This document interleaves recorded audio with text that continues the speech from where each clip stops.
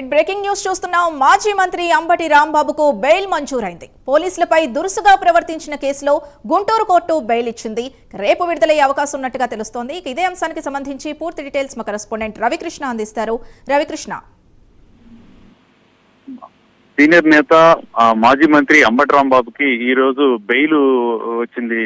చిందు ప్రధానంగా కూడా ఆయన ఏదైతే గతంలో అంటే ఈ గత నవంబర్ 12వ తేదీన పోలీసుల మీద దురుసుగా వ్యవహరించిన దానికి సంబంధించి ఆయనకి పీటీ వారెంట్ జారీ చేయడం, ఆ తర్వాత రాజమండ్రి సెంట్రల్ జైల్లో ఆయన 14 రోజులు రిమాండ్ విధించినటువంటి పరిస్థితి అయితే ఉంది. దీని నేపథ్యంలోనే ఆయన తరఫున లాయర్లు అయితే మాత్రం బెయిల్ కోసం అయితే ఇక్కడ ఏదైతే గుంటూరు కోర్టులో వాదనలు వినిపించినటువంటి నేపథ్యంలో ఆయన్ని ఆ కేసుకు సంబంధించి ఆయనకి బెయిల్ మంజూరు చేశాడు న్యాయమూర్తి. ప్రధానంగా ఇప్పటికే గతంలో ఏదైతే సీఎం చంద్రబాబు నాయుడిని దూషించినటువంటి కేసు ఏదైతే ఉందో దానికి సంబంధించి బెయిల్ మంజూరు అయింది. ఆ తర్వాత ఇది ఏదైతే ఈ పోలీసుల మీద దురుసుగా వ్యవహరించిన కేసులో రిమాండ్ విధించడంతో ఆయన్ని తిరిగి రాజమండ్రి సెంట్రల్ జైలుకి అయితే తీసుకెళ్లడం జరిగింది. తర్వాత ఇప్పుడైతే మాత్రం ఆయనకి బెయిల్ కోసం ప్రయత్నించినటువంటి నేపథ్యంలో ప్రధానంగా ఇక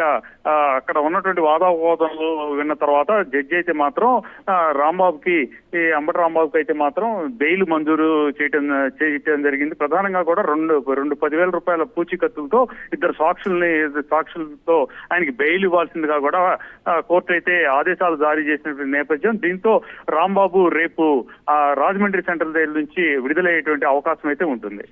రైట్, థ్యాంక్ యూ రవికృష్ణ.